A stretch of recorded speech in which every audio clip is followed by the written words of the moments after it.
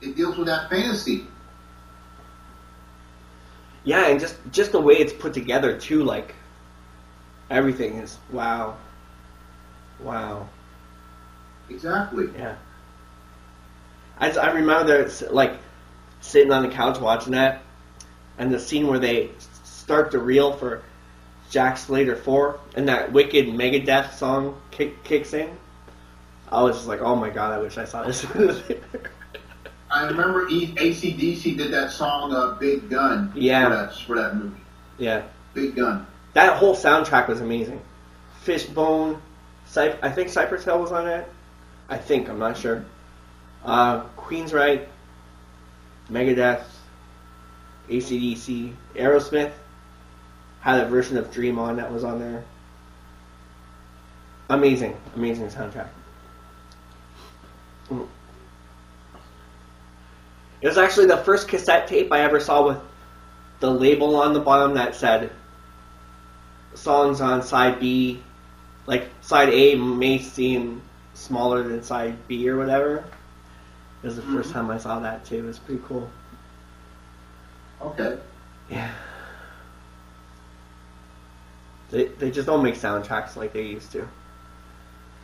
They can. They just don't. They just focus. They just go with what's huge right now. I can see that draining off because people are already getting sick and tired of it. Because it's that thing where you love something is big, and then it slows down, and then it goes away, and they do something new, and then people get tired of that, and that goes away, and they go back to something back then. It's like full circle. Yeah. It's been like that for years. I can see that happening. Yeah. Oh. I think this weekend I'm supposed to do the actually I'll show you. Hold on, stay right there. Sure, no problem.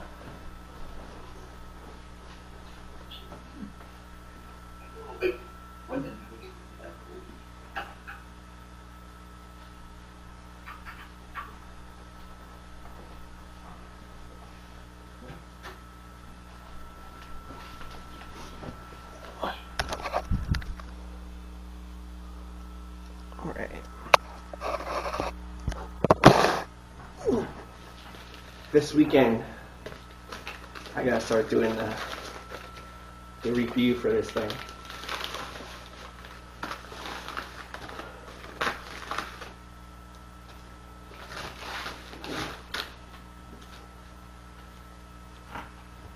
This wicked cut of First Blood.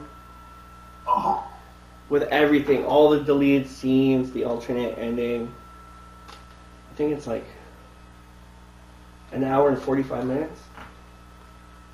Wow. And then I got the Fox television cut of First Blood Part 2 and the original First Blood television cut. I'll make you a copy of this. Thank you so much. Thank you so much. No problem. I was like, wow, like I started checking out the menu just to make sure it worked and everything because it came from the UK, and I was afraid of like regional coding, it might not work, but it works great. So I think I'm gonna awesome. Yeah, I'm gonna do the first two this weekend. So I think I'm gonna extend prequel month for another month, so I can get to everything. And then yeah, I'm excited for that. Great. Yeah. It's very cool. Oh, that's awesome.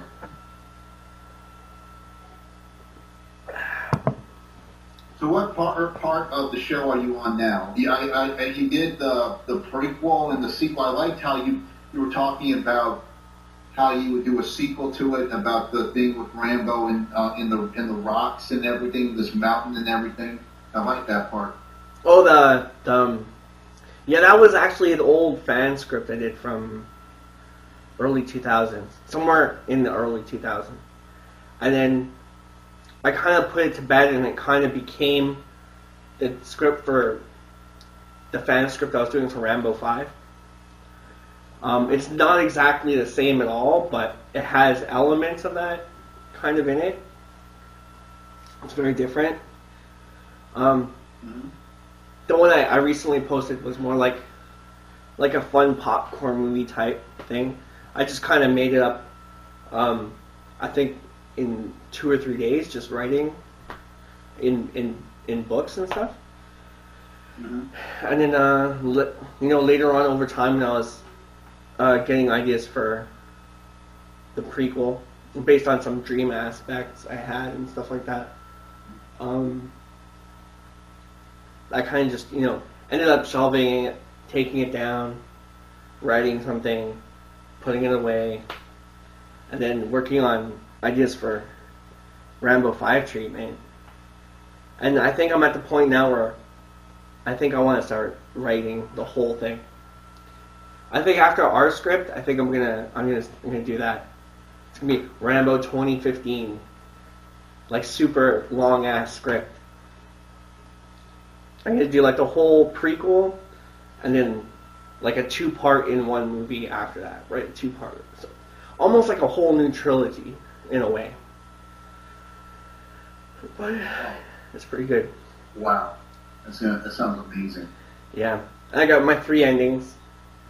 I got like the standard ending, where it's kind of like a flash of like the whole prequel in reverse, so the whole 69 minutes in 69 seconds, and then it fades out so you can determine if Rambo lives or Rambo dies. And then I got my ending, which is Rambo, of course, dying, but it's really passionate how he goes down. Like, I was in tears coming up with ideas for that. And then I got the new ending, which is connected to that, which is Rambo kind of, because at the end it's kind of like the book of First Blood, how he exits the body and kind of ascends. But in the last ending, which is the one that's going to be stapled onto it, so it's actually going to have the whole script and then all 3 endings, he actually lives. He actually comes to, and he notices that he's being operated on, and he actually lives. But it's so you're going to make it like his point of view, like he's out of his body, but then it goes to black, and then you realize he's back into his body while they're reviving him? Yeah, that kind of thing, yeah. Yeah. I was actually thinking of having you come on as like script consultant on that. Like, work that with me. That would be pretty awesome. Awesome project. That's no problem. Cool. It's no problem. No problem at all. And I love like that second ending. Well, I'm just gonna try to light because it's shining. Okay. It's making my screen shine. I really love the. Let's make sure the camera's good. All right.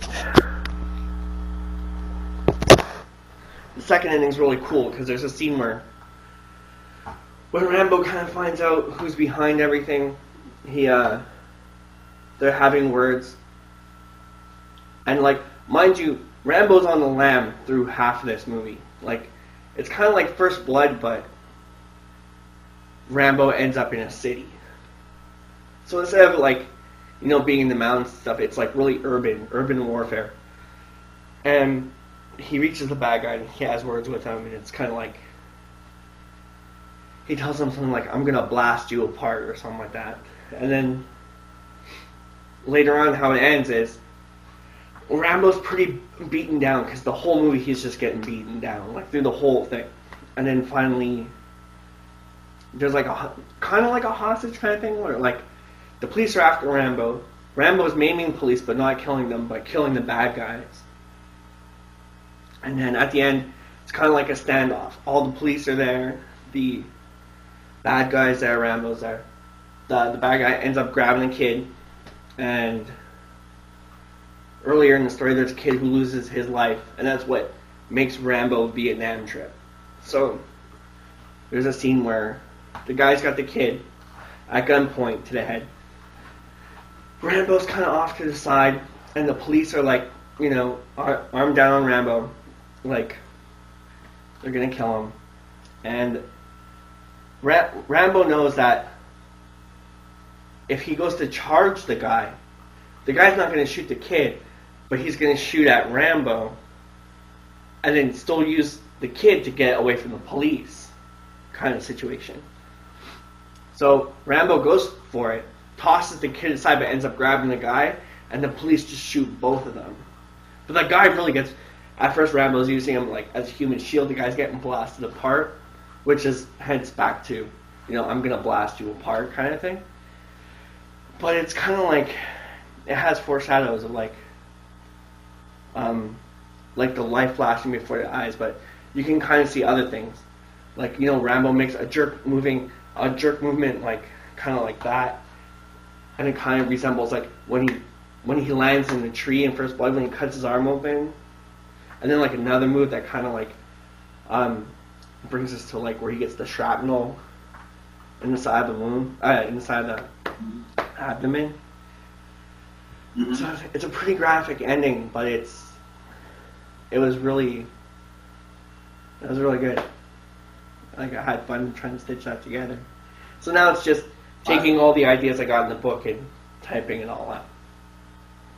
That's interesting because I had my own idea for Rambo 5. I would take some elements from the book when I talked about how after Teasel dies, he hands Rambo his badge, and Rambo has to team up with Mitch and the old deputies who did him wrong. They have to team up together, and Rambo is now the sheriff, but only temporarily. And there's a scene before the invasion truly begins in the town. Rambo is in his office where Teasel's office used to be, and someone comes to see him, and believe it or not, it's Sarah Miller from Rambo 4, Julie Benz. Oh yeah. I could see them working her in there, and that's a great touch. That is a great touch. Yeah, absolutely. And Rambo asked, "How did you find me?" And they said, "I heard a former war hero was a sheriff, and something told me that it was you." And Rambo asked, "How's your fiance?" And she says, we broke up because of what happened, I don't want Rambo to maybe fall in love. Rambo kind of prefers to be a loner, maybe, but maybe kind of play with the idea. Maybe they might get together or not. Kind of leave it like an enigma. Mm-hmm. Mm-hmm. Like she says, I didn't get a chance to thank you last time. That's also why I'm here. And Rambo says you didn't have to, and she kind of gives Rambo a kiss, not a romantic kiss, but kind of a little smirk on the lips a little bit, and then something like maybe you can call me later, and the coolest thing I wanted to be when I was going back to the book, you know how Teasel was trying to get back with his wife on the phone. Oh, that was so sad, that scene. Yeah. It was sad because he couldn't even remember what she looked like, and everything was just so far gone. And... Oh yeah. Yeah. That scene got to me too. Because you could feel it, you know. Yeah. And the minute Teasel hangs up the phone, that's where Rambo that's it. No more drama. No, it's just between man to man. Everybody is broke for broke. Mm-hmm. And then the town explodes. I wanted to take the elements of the book and have it with that scene, but instead of Teasel talking to his wife on the phone, you have Rambo talking to Sarah in his office, and the minute she leaves,